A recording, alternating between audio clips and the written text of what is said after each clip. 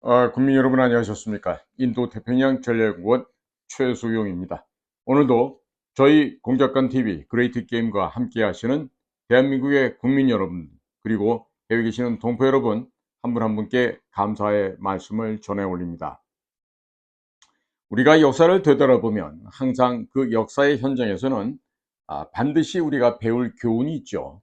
특히나 우리가 아관파천이라든지 조선말 청일전쟁, 러일전쟁 후에 한반도 주변의 상태가 어떻게 변형이 되었고 이 나라는 어떠한 그 소용돌이에 말려서 나라를 빼앗기고 바보의 나라, 국가를 잃어버리는 치욕을 겪었던지를 우리는 분명히 기억해야만 할 것입니다.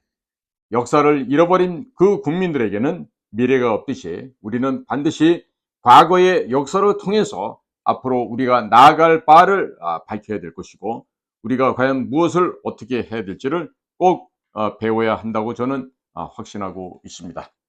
자, 오늘 본격적으로 러시아와의 관계에 있어서 이야기를 하기에 앞서서 지금 측백나무 오일의 효과와 효능에 대해서 제가 커뮤니티에 올려놓은 게 있습니다. 그 커뮤니티의 글을 보시고 필요하시는 분들은 그것을 적당 분량만큼 구매해서 여러분들의 삶을 보다 윤택하게 느껴보시길 바랍니다. 자, 오늘 전할 얘기는 러시아의 푸틴 대통령과 관련된 이야기고 그리고 러시아와 우리가 앞으로 어떠한 식으로 공허한 설전은 그만하고 얼굴과 얼굴을 맞대는 대면 외교를 통해서 러시아 측의 진짜 의도를 파악하고 올바른 처신을 하면 좋겠다 라는 측면에서 좀 말씀을 전해 올리도록 하겠습니다. 블라디미르 푸틴이 지난 6월 19일인가요? 평양을 방문했죠. 그때 러시아와 북한은 포괄적 전략적 동반자 협정을 체결하였습니다. 이로 인해서 한국은 물론 국제사회에서 한반도 상황에 관심 있는 국가들에게 적지 않은 충격을 주었습니다. 이에 대해서 한국 정부는 즉각적으로 대응을 하였고 우크라이나에 대한 무기 지원 자제 방침을 재검토하겠다고 선언을 하였으며 앞으로 러시아의 행보에 따라 지원 패키지의 구성이 결정될 것이라고 하였습니다.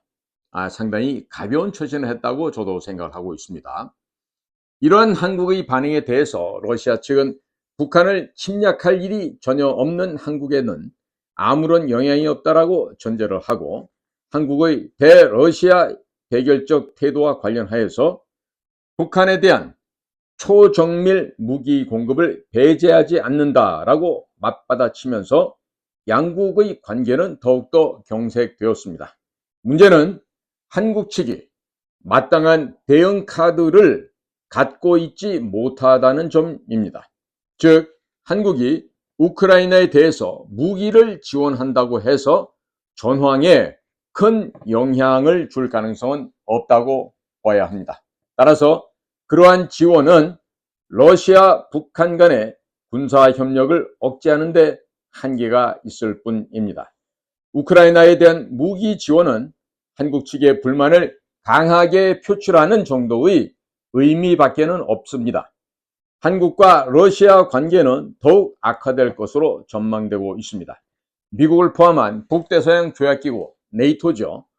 이 북대서양 조약기구도 러시아 북한 협력을 차단하겠다고 하지만 현실적으로 취할 수 있는 조치가 없어 보일 뿐입니다. 미국은 북한에 대해서도 물론이고 러시아에 대해서도 제재나 압박 수단을 이미 거의 다 소진하였기 때문에 더 이상 할 수 있는 것이 없어 보이기도 합니다. 과연 그럴 거예요?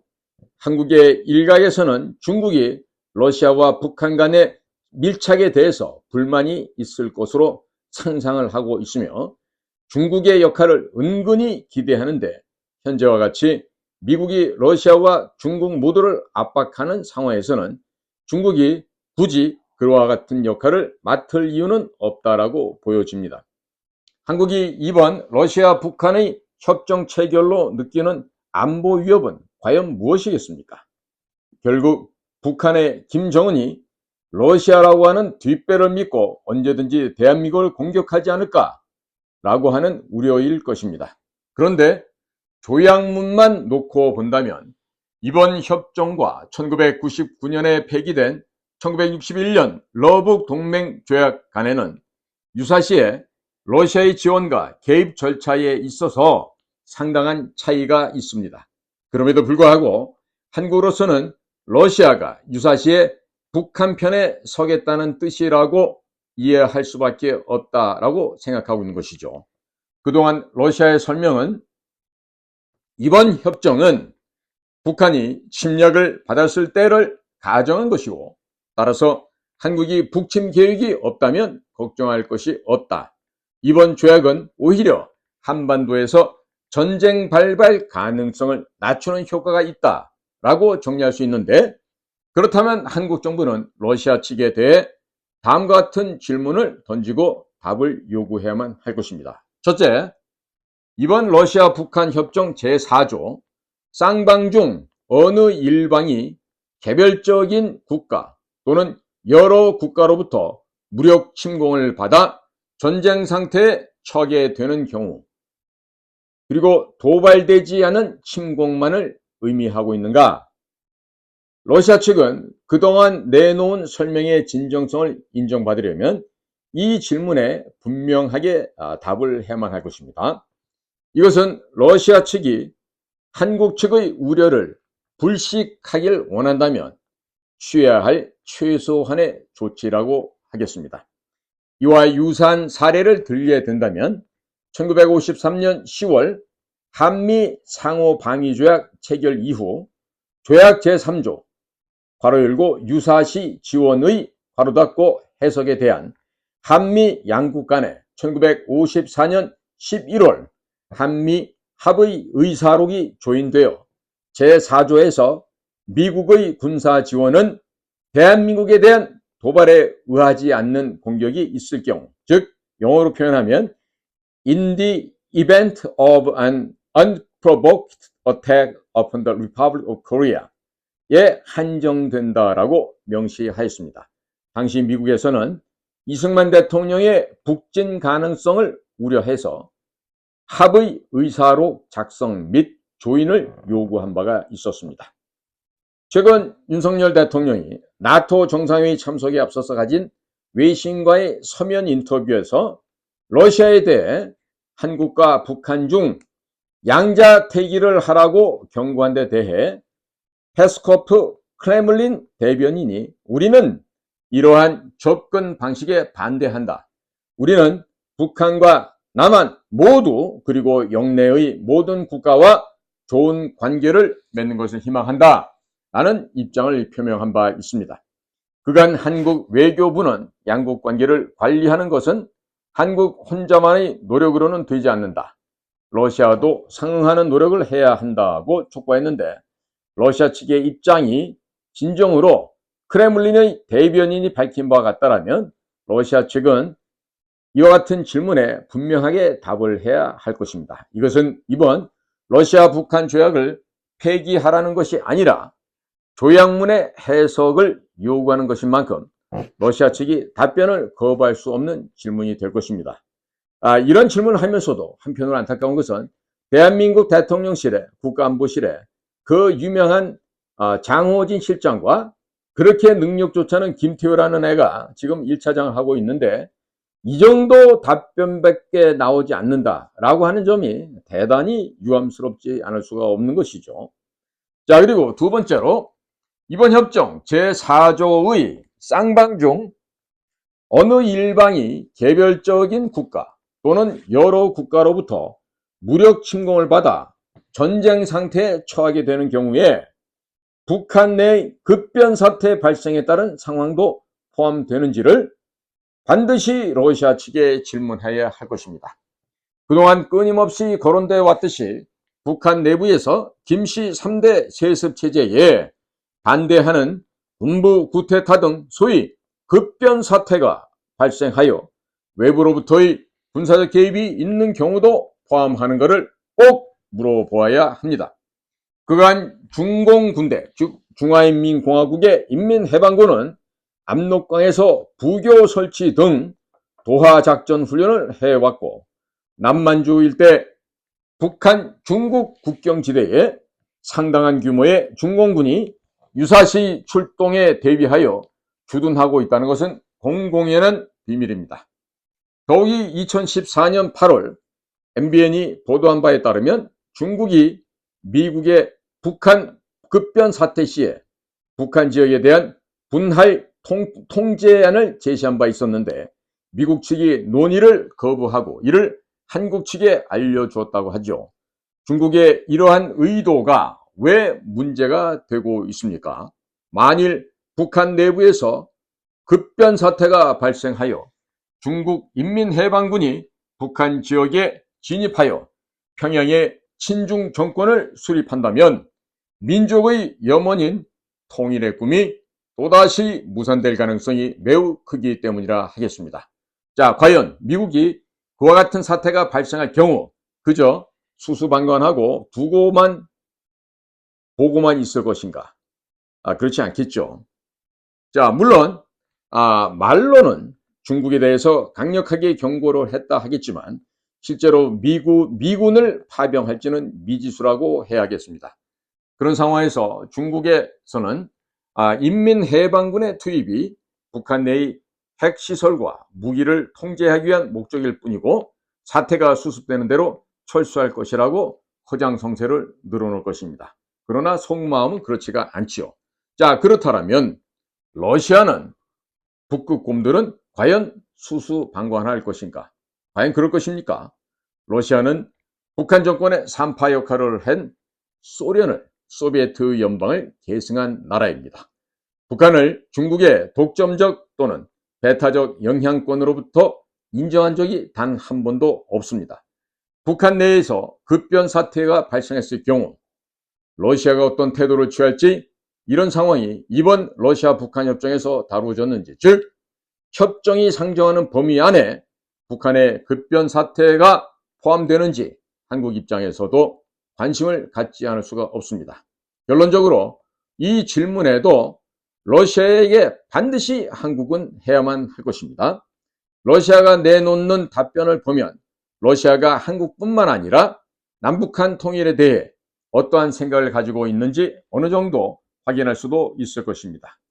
우크라이나 전쟁 발발한 이래 한국 매체들 대부분이 서방 언론들의 편향적인 언론 보도를 비판 의식 없이 수용하고 있고, 상당수 한국인들의 러시아에 대한 부정적인 인식이 말 그대로 수직 상승을 하였습니다. 푸틴의 이번 북한 방문에 대해서는 적대적인 성향까지 노정하고 있습니다.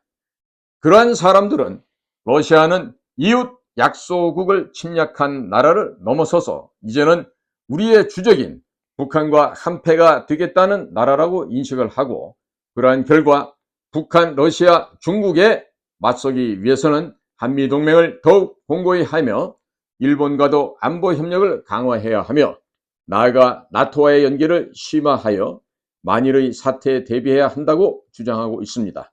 하지만 이 생각은 상당히 입에서 젖비내 낳는 어린아이들의 수준에 지나지 않는다는 점을 우리는 꼭 인지해야만 하겠습니다. 자, 그런데 한반도를 둘러싸고 있는 국제관계를 헤쳐나간다는 것은 2차, 3차 방정식도 아니고 대단히 높은 고차 방정식입니다. 근해 공식을 쓸 수도 없는 아주 어려운 방정식입니다. 단순한 논리에 빠져서는 절대로 안 될 일이 바로 이 문제라고 하겠습니다. 현재 한국과 러시아는 전쟁 상태에 있는 것이 아닙니다. 그리고 명백하게 적대 관계도 역시 아닙니다. 객관적으로 말한다면 그저 비우호적인 관계다라고 평가할 수밖에 없을 뿐입니다.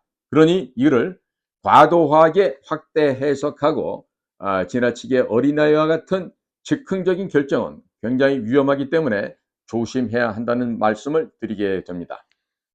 지금 한국과 러시아 양국은 단순하게 말싸움을 하는데 그쳐서는 안 될 상황입니다. 진짜 상황이 벌어지기 전에 정교한 접근을 실행해서 상황 악화를 막는 것이 외교입니다. 사실은 이것이야말로 큰 규모의 공작이 되어야 되겠죠. 근데 공작을 할 줄 모르는 애들이 한국에 외교를 한다, 한국의 국가안보실에 앉아서 주접을 떨고 있는데 무슨 될 일이 거의 없을 것입니다. 자, 지난해 9월 극동 러시아에서 러시아와 북한의 정상회담이 있었습니다. 당시 그때라도 좀 감을 잡고 러시아 측에 치열한 소통 창구를 열어야만 했었습니다. 그렇게 해서 대한민국 우리 측의 우려사항을 전달을 하고 러시아 측을 설득했어야만 했었죠. 그러나 대한민국은 어떠한 노력도 하지 않았던 것으로 알고 있습니다. 자, 저도 지금 국정원에서 퇴사를 해 있기 때문에 과연 우리 정부의 외교팀이 얼마나 그와 같은 노력을 기울였는지는 정확하게 확인할 수가 없습니다. 그러나 이번에 북한 측에서 협정문을 공개하자마자 우리 정부가 즉각 반응한 점, 그리고 그 반응의 내용을 보면 그러한 시도가 없었던 것이 아닌가 하는 생각이 듭니다. 사실 이 점에 있어서도 지금 전문가가 극히 드뭅니다. 어학을 제대로 할 줄 아느냐 못하냐 이 상황을 뛰어넘어서 러시아 체제가 갖고 있는 러시아만의 그 특장과 러시아가 기본적으로 의도하는 바를 적의 흉중의 생각을 뚫어내야 되는데 그것을 할 수 있는 자가 없다란 얘기죠. 솔직히 말씀드리면 외교부에 러시아말 할 줄 아는 사람 있겠습니까? 그나마 국정원에 좀 있었는데 국정원에서 러시아어를 잘했던 요원들은 지금 대부분 물러나 있고 지금 염려스러운 점이 한두 가지가 아니죠.